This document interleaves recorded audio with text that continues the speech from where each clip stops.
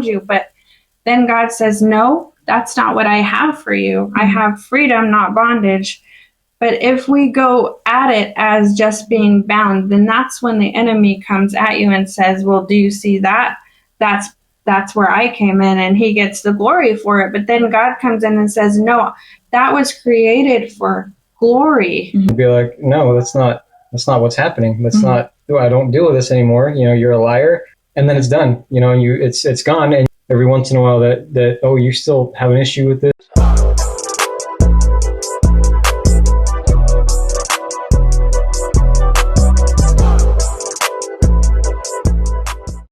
This wasn't about saving ourselves. This was about saving our family line. The day we decided to fight together was the day that everything shifted. Hi everyone, my name is Sadie, this is my mom Lois, and welcome to She Got It From Her Mom podcast. Today we have somebody special, my dad, Mike Garcia. Hello. This is the man who started it all. We decided that it ended with us. And that's a very important thing as parents, to decide that we are no longer going to let the control of what happened to us in the past or the things that happened in our childhood or in our family line. At some point, we have to decide that we're going to fight. And the fight's not pretty. When you walk into a fight, it gets bloody. It gets uncomfortable. But if you can continue and move forward in that fight, God meets you and everything shifts. And I have both of these guys to be my witness that you will get through it too. If you are in the midst of this fight, if you just started this fight, then let's do this fight together. Let's break those strongholds together. Yeah? Yeah. As we get into this, we have a few questions. So we'll start with, when did you guys recognize strongholds were real and that they had a huge impact on family? Well, when you guys were older, not when you guys were younger, which I wish it was different. Because now in my grandbabies, we are able to make that shift into preparing them for not having the struggle that my kids had. Because it took me a really long time to even recognize what I was facing. So about 3 or 4 years ago, that's when Mike decided to enroll in LCU, which is a school here in Texas. And really, that's when the shifts started. And we decided to fight together. So I've known and heard about strongholds for a long time.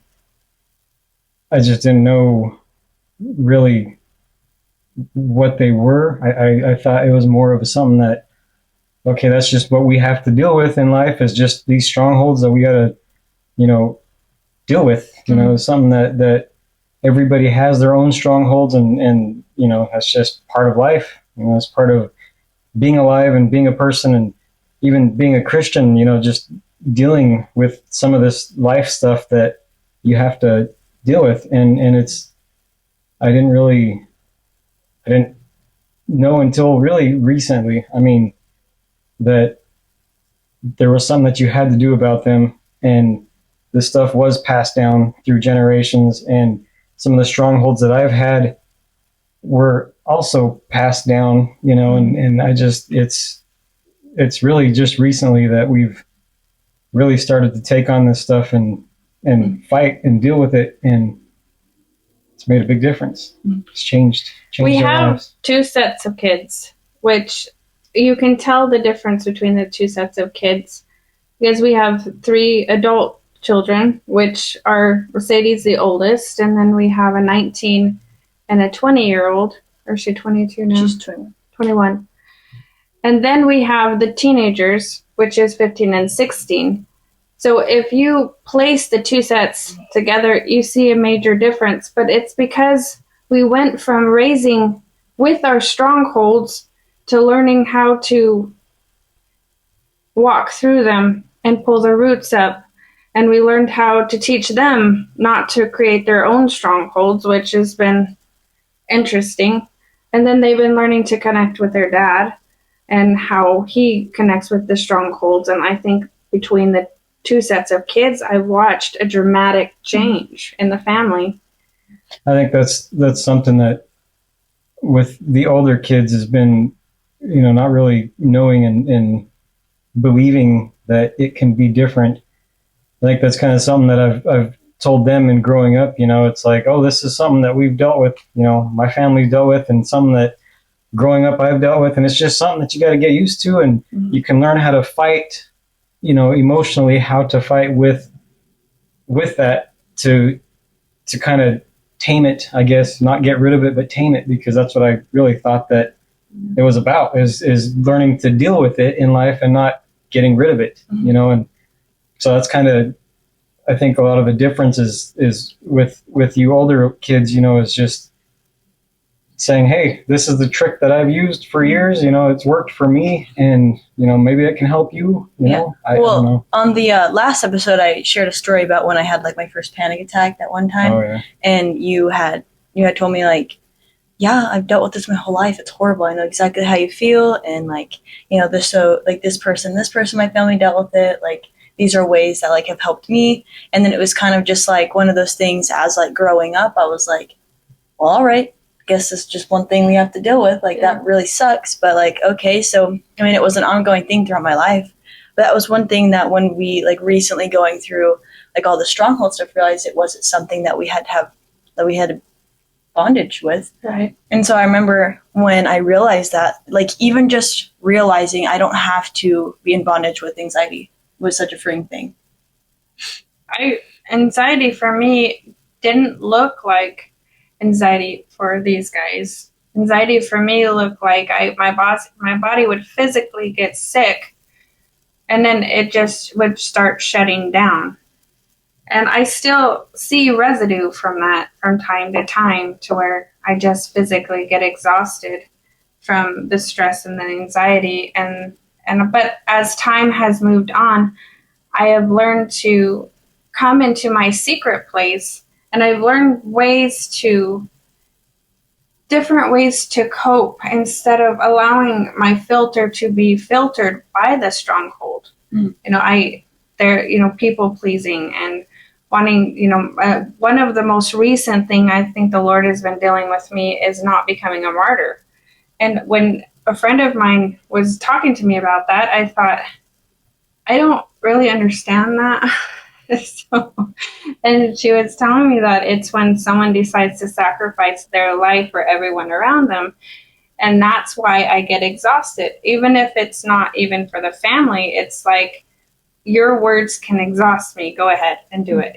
Instead of asking for, a space where I exit the room, or I do something that will eliminate that in my life, and I've learned how to do that. It's weird, because once you start breaking the stronghold, then God comes in and he's like, okay, let me help you here. Let me show you how to get through this. It's not a flaw. It's just it's just the way you were created, and it's not wrong, but let me show you how to work through it. And that's once you eliminate filters by the strongholds, then you start learning to cope with things through his ways and the way he sees things and the way he does things, which has been really different. And we're all learning in so many different ways that we don't even understand how they work or how the stronghold even got built, but we're learning how to tear it down. Well, even you saying that reminds me, because you're talking about how you felt like you had to sacrifice everything for everyone else. And that reminds me a lot of when I first stepped into like motherhood. And, your life in the beginning is really consumed by just motherhood. Yeah. And I thought, like, my mom sacrificed everything her whole life. Like, this is just a part of motherhood, so we just have to do it. And even just right now in this moment, I realized, honestly, like, that was a stronghold, like, unknowingly, that I realized, like, not necessarily anymore, but I had built up thinking, like, oh, it sucks. Like, not like the kind of like that martyr type, where even though being a mother is one of the best things that you could be, just like limiting yourself and kind of having that like, oh, why can't I do I get to do anything else with my life, or do I just have to take care of everyone else? And like, now that we've grown and we've in this community, I mean, calling purpose, stuff like that has become so much more evident, and we can see where our whole family's going and purpose outside of just parenting and being, brothers and sisters and moms and dads and things like that. But I like, as you were saying that, I realized like, that being a mother is such a blessing, but it almost feels like a burden because you have to sacrifice yourself. But it doesn't have to be. But No, it doesn't. that was something that you watch all these women go through, and you're like,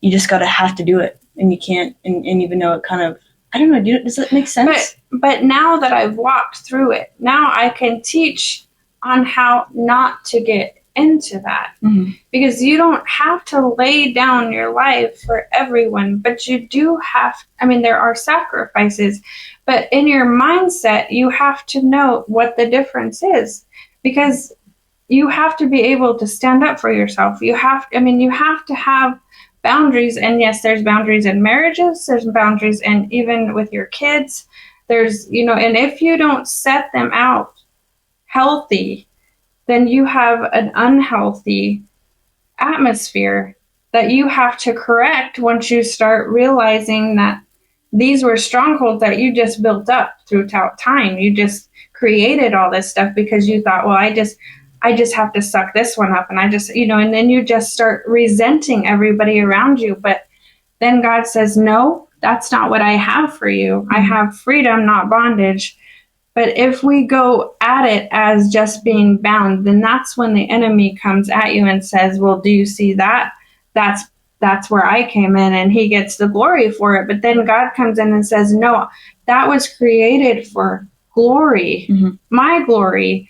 And if you will shift it back to where I created it, then you'll have freedom. And I've watched that throughout the years. Even this past year, I've watched freedom enter into places where there could have been bondage. I think a lot of with the stronghold stuff, you still, even though you deal with that stuff and you get rid of it and stuff, there's still those little whispers from the enemy that, oh, you're going to have a panic attack, you're going to freak out. And then, you just got to, it doesn't necessarily, kind of freaks you out every once in a while. It's like, oh, I thought I dealt with this. I thought I got rid of this. But it's not like that. It's just the enemy knows what works for you and what affects you. And so, you just got to take that and be like, no, that's not what's happening. That's not, I don't deal with this anymore. You're a liar. Get out of my face, and then it's done, and it's gone, and you don't, it's just part of that dealing with it. There's still going to be whispers every once in a while that, oh, you still have an issue with this, or you still, you felt your heart like start to skip a beat or something like that, and you're going to start panicking, and it's like, no, that's not happening, and so that's, there's that stuff is still, I guess, you call it residue or, whatever you call it, but it's something that you have to learn to fight, and it's going to be a fight, the enemy's not going to stop just because you've dealt with stuff. If anything else, he's going to try to fight more at certain times to get you to think that you didn't deal with it. It's still there. It's still a big thing, and that's what I want to teach you guys now, that even though there's still that little whisper every now and then, that's all it is. He can't do anything. He can't cause any harm. He can't, it's us coming into agreement with that that's whenever it starts to get a foothold again in what we're doing, and we got to stand, we got to take a stand and fight for that, but that's what I really enjoyed about learning about the power of agreement and like renouncing. Right. Because that's the cycle that I would get caught in. Is like we would go through like deliverance stuff and like where we like act like verbally speak deliverance and all that stuff, and then but you wouldn't follow it up with like the renouncing stuff, and so then you would have those like the demonic torment or like the anxiety or like the different things, and then you'd be like, oh my gosh, it didn't go away, it's still here, it's still coming back. Right. But then in learning about like residue and what you do about residue, I feel like that has been such a like game changing thing for me, because then it's like it got me to shift my mind, or like I guess renew my mind into realizing like it didn't come back. It's just it's just residue, and that's the stuff we have to scrape out. And the more we renounce it, and the more we keep, speaking these things, breaking the agreements, binding the things, and renouncing it, then the more it keeps getting scraped out, and then it just, I don't know, it gives you a sense of like a power and authority, and like who you are in God, and like as a child of God, I guess. Does that make sense? Yeah. In my book, An Orphan No More, when I wrote it, God was showing me about how I was having to rewire my brain, just like because he's a musician, and I would watch him on Sundays, and he would go over, and if things were out of place, he would just start plugging them into the right spaces.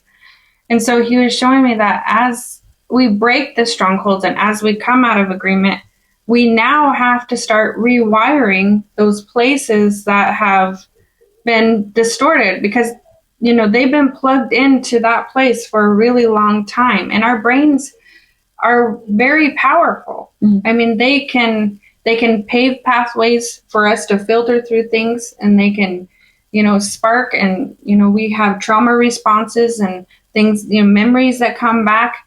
And at some point, we've got to learn how to have the blood of Jesus cover those places, but then not only cover those places, but we have to ask him, I need you to rewire those areas so I can function the way that you've created me to function, and not just the way my patterns have affected the way I think. Because if we sit for long enough, then we start realizing that we will begin to think the same way that we were before, just by our thought patterns. Each thought pattern will have a loop that will just continue to loop if we pay attention. But one of the ways that I have walked through that is by writing it down, so I can pay attention to what I'm thinking, so I can replace the thought pattern. But that doesn't happen overnight. You have to continually do that. You have to continually write it down, continually replace it with something else, continually read the Bible over, verses to counteract those places that have been stuck in that one thought pattern. Mm-hmm. So you can start re-looping. And over time, you'll notice that, I don't think that way anymore. Mm-hmm. Or, that pattern doesn't sound quite the same. And I can talk and do things that I said I'd never do. And then you can hear the Holy Spirit just start laughing at you. Like, you said you'd never do that, or you thought I wouldn't do that for you.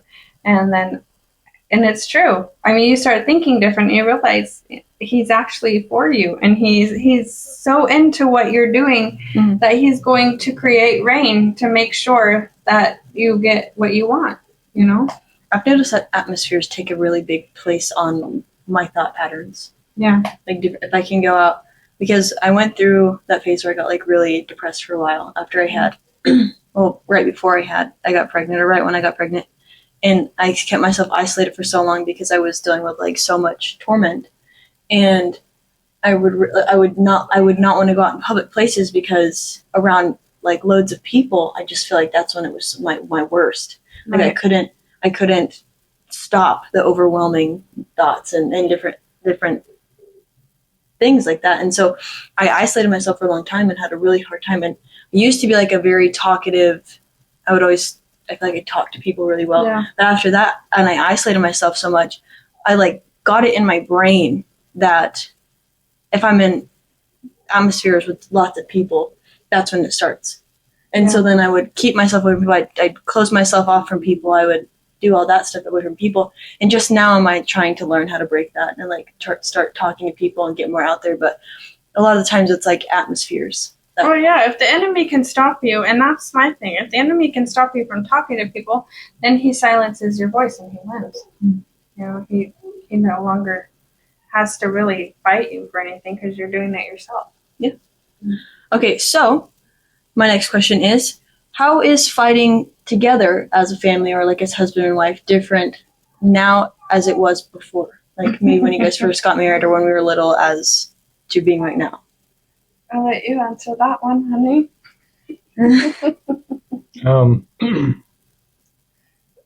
The fighting before sometimes caused us to fight, which in turn would keep us from fighting for our family. And that, you don't really think about that too much. You think of it's more, me and her having this fight, and it's like not the enemy, making us disagree or making us fight so we would not fight for you guys, I mean, just recently, it's, you talk about atmospheres,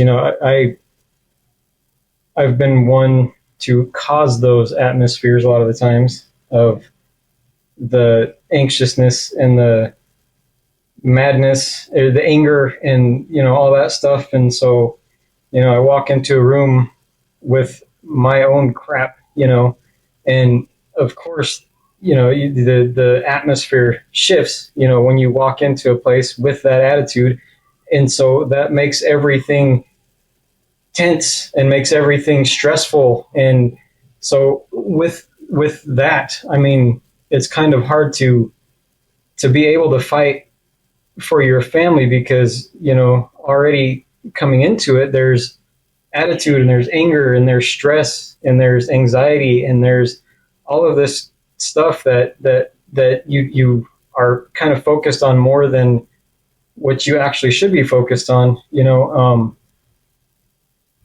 but I think here lately with me learning atmospheres, because I'm not a feeler. I'm not. I can walk into any atmosphere for the most part and not pick up on that. I don't like stressful stuff going on and stuff like that. Usually doesn't affect me. I work really good with stress, and when I'm stressed, I work really good. I get stuff done. It's a little different for me. I just grab a hold of the line of people and just carry them along, and it's like, let's go, and they're like all, freaking out. I don't pay attention to that, I'm just, but I think that me kind of learning a little bit more on how, different people sense and pick up different atmospheres and stuff like that has helped me too, because then that just kind of makes me think, okay, I'm not picking up on this, but if I'm coming with this attitude of badness, that's going to make the whole attitude, the whole conversation, everything shift into something that it shouldn't be. And so I've been trying really hard to control my attitude, control my thinking, control my atmosphere that I walk into a room. And I think that's made a difference in how we learn to fight for our family. And it's, I mean, it's a lot different than before because, like I said, I me more with the fighting for my family thing has been thoughts of physical fighting more than spiritual fighting. I'm working hard to provide for my family and to do this, and it doesn't matter how much I do that stuff. If the spiritual side of my family is tormented and falling apart and stuff like that, it's not going to do anything to help my family and grow my family. And, so it's been kind of tough for me as far as that stuff goes. Learning that has been a huge thing because now I feel like I can teach, and I can, through my actions, through some of my actions with how people see me, my kids see me, they're going to see that and be like, oh, well, this is how it's supposed to be, instead of me just telling them and then turning around and doing something different that it's not showing them, it's because, like they say, actions speak louder than words. At times they do, but yeah, I think it's here lately us learning to fight together this battle that we're both facing, and it's not us fighting each other, it's fighting together in this battle, and we're one, and that's very important to. Well, I like your like on like the atmosphere, like your description on the atmosphere, because I do recognize in my life a lot of the time like how it sets the tone for my kids as well. And a lot of times I can just wake up just because and the kids are doing all this stuff and I'm getting overwhelmed, and like I could feel the atmosphere getting chaotic, and then and because you have a whole heap of children who are feelers, then you feel the atmosphere be chaotic and it starts to overwhelm you, you're getting overstimulated. And a lot of the times I'm just like, okay, everyone get your shoes on. We need to go. We need to change our atmosphere. We need to get in the car. We need to go because like I'm going to lose my mind.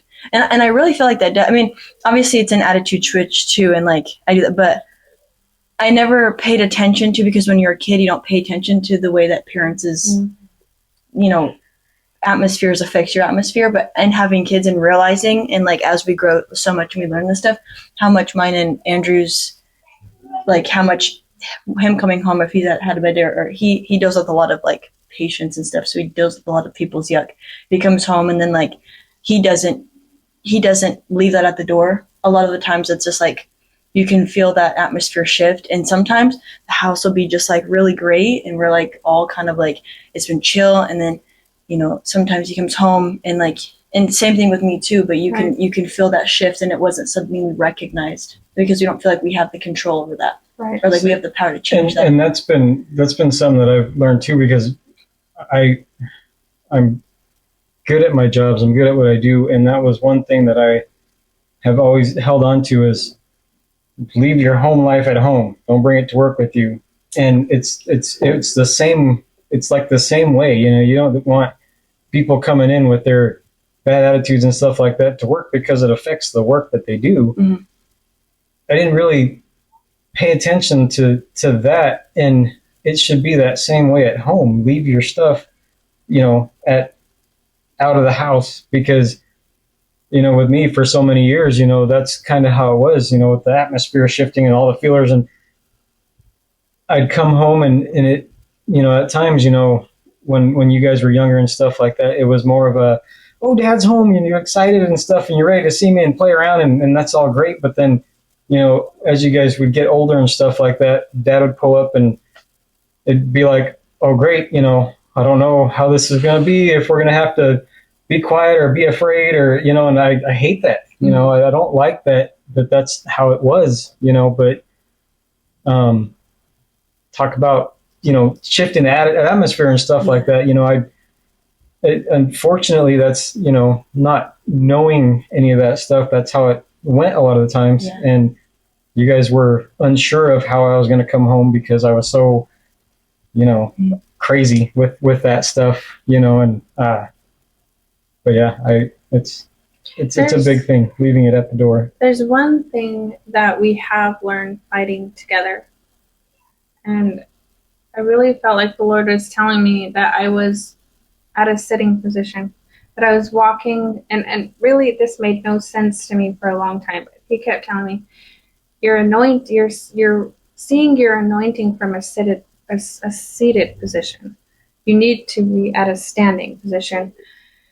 And I kept thinking, okay, you say this over and over, Lord, but I am standing. I am fighting. Mm-hmm. I don't understand how I could be any more fighting. Mm-hmm. I've confronted the strongholds. I've taken on the battles. I've looked at the giants.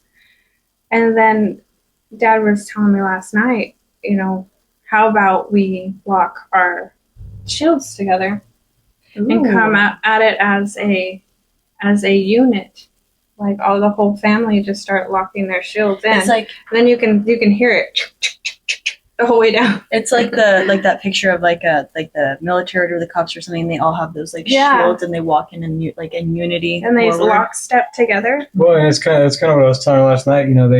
They say, like in Bible times and stuff, when they went to battles, they went as a family. They put the families together in their own clans to fight the battle with their family, and a lot of that was because if you put them standing with somebody else, and the battle starts getting crazy, they're more likely to take off, because it's like, oh, every man for himself. Mm-hmm. But if you got your family there, you're not going to sit there and take off and run and leave your brother or your sister or your daughter or standing there. And so you're going to stand there and lock your shields together and stand together and fight together and not flee, because you're family. You got to fight for your family. That's a really cool picture. It's an amazing picture. I know when he said it last night, I thought, oh, okay, all right, Lord, I think I understand. Yeah. But we tend to look at it as an individual type thing until we stand, and then all of a sudden the picture changes and we start doing things together.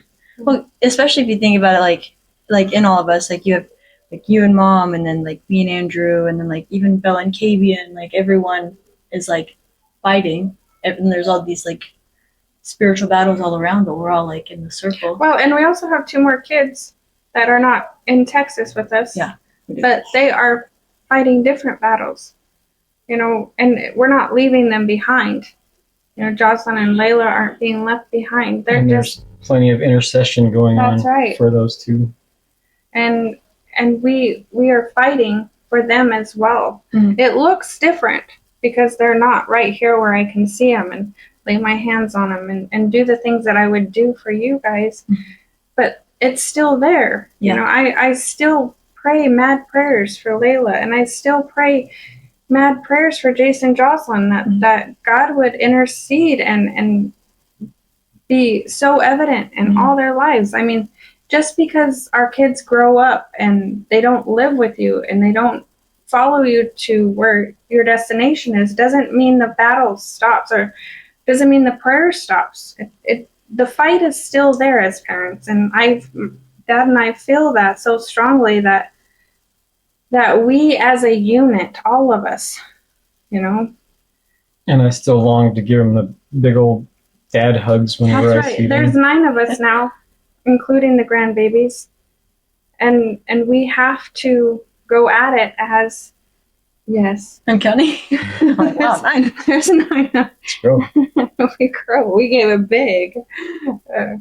But yeah, and I'm proud. I'm proud to be a mom of 5 with 2 amazing son-in-laws and 2 beautiful grandbabies. You know, I am a proud mom to be walking in that and to be able to have Dad beside me and us learning how to fight together and learning how to warfare together. That's like a dream come true. Us being, you know, clinking our shields together so we can be a unit in battle. And honestly, a couple of years ago, I don't know if that was possible, but the more and more and more it happens, and I hear God just be laughing and saying, well, you said this was impossible, but look at what I've done.